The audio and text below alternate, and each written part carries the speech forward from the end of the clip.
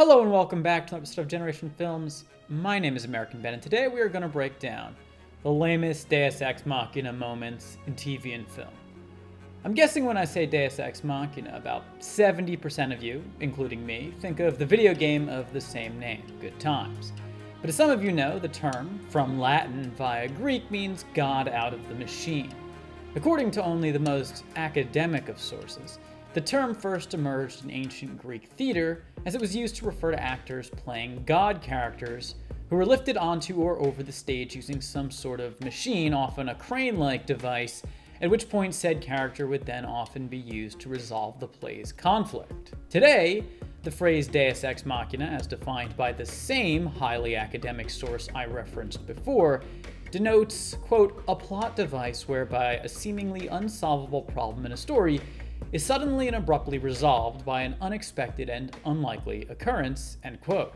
You know, like the time Tom Hanks' character in Saving Private Ryan was trying to fight a tank with a gun, and just before he was sploded, air support swooped in to save him and his comrades, at least for the time being.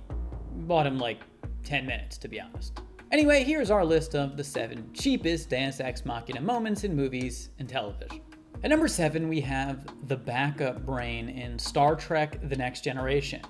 In the episode entitled Ethics, Worf is paralyzed in a freak accident when a cargo container falls on his back. He lies in the medbay in shame, contemplating ritual suicide, as he does not want to live his life out as a burden to others. He eventually undergoes an experimental spine replication surgery which kills him, but then he's brought back to life thanks to a backup synaptic system that Klingons have, providing us with a perfect Deus Ex Machina and making the possibility of successful ritual suicide rather questionable. Nonetheless, Worf comes back to full health thanks to his hidden brain. At number 6, we have Awa in Avatar. The battle in the movie was a pretty fair fight for a while. The RDA/humans had high-tech military vehicles and gear on their side, and the Na'vi had size, home field advantage, and wild animals on theirs. The fight was your run-of-the-mill interspecies war on a foreign planet. Both sides lost some good ones. However, the Na'vi had a sort of cheat code they could use when their obstacles became too hard to overcome. A giant tree known as the Tree of Souls through which they could communicate with their god, Awa. When Jake Sully's human form was irreparably damaged, aka he was killed, the Na'vi simply put his body next to his avatar form and then basically just prayed to Awa, and voila! Jake came back to life in his Na'vi body. The laziest Deus Ex Machina devices are the ones which involve magical solutions to impossible problems, and this example meets that criteria. In 5th place, sorry, but I'm going to throw some anime in. We have instant transmission in Dragon Ball Z.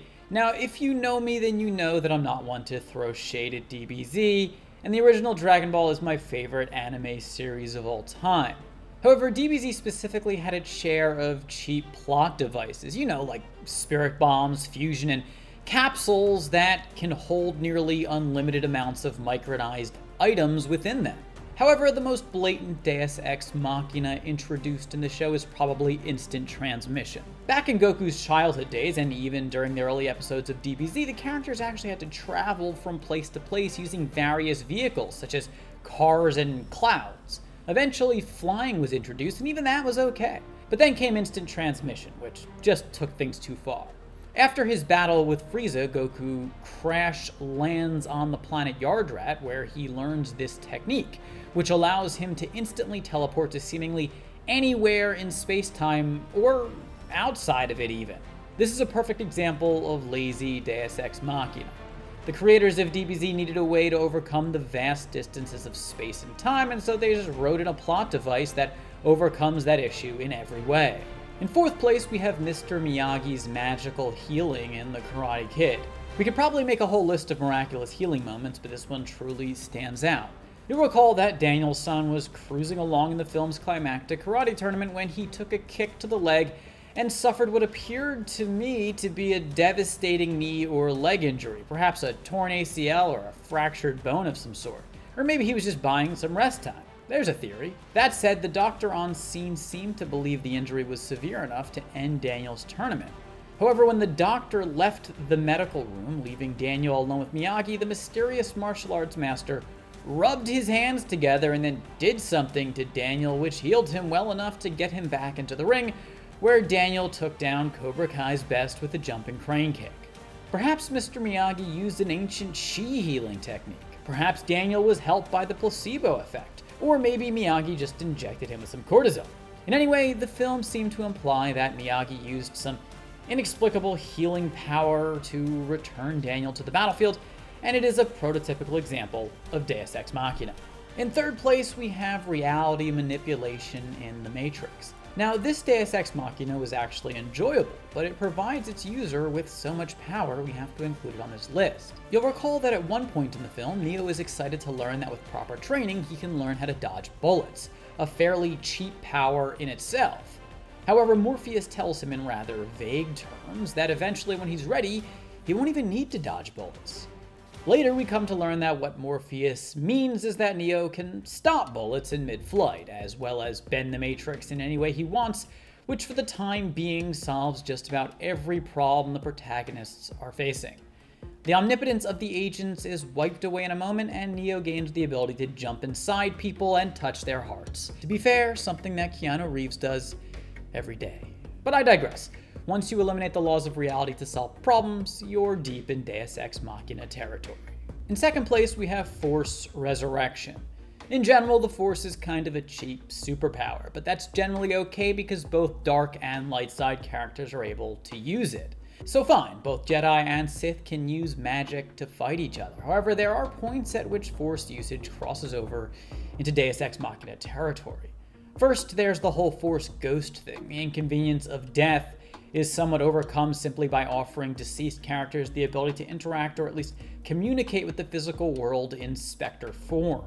Then there was Leia using the Force to rescue herself from Vacuum, a moment which took place to the delight of Star Wars fans everywhere. But it's in The Rise of Skywalker that things went too far, when Kylo Ren used the Force to bring a fallen Rey back to life. Actually, earlier, Rey used the Force to Miyagi Kylo-san back to health, and then later, Kylo upped the ante by transferring his essence into Lady Skywalker. I suppose the fact that he had to give up his own life to save her negates the Deus Ex Machina effect a bit, but still, the Force seems to continually become more and more powerful and wide-ranging in the abilities it offers its users. Finally, in first place, we have the bacteria in War of the Worlds. In the 2005 film, which is based on the famous book of the same name, massive, highly intelligent aliens invade the Earth and start slaughtering humanity. What ensues is less of a war and more of a massacre as the aliens ravage the human population the world over. All seems lost when all of a sudden the aliens just start dropping dead, seemingly at random. However, we come to find out that the ETs were actually overcome by the Earth's biosphere. Their immune systems were not able to tolerate the microbes native to Earth. This moment takes the top spot on our list because I remember how empty I felt in the theater. Having not read the book prior, I was anticipating a climactic final battle between the aliens and Tom Cruise, and then the invaders just start dropping dead and all of a sudden the credits are rolling. Yeah, I didn't see that ending coming, but I still remember my disappointment and confusion coming out of the theater. Anyway, that's the video. I hope you enjoyed it as I slowly get back into the swing of things here. Thanks for having patience with me. If you did enjoy it, please do give it a big thumbs up. Remember to subscribe to our channel and hit that notification bell. For now, my name is American Ben, and I'll catch you next time. Generation Films, peace.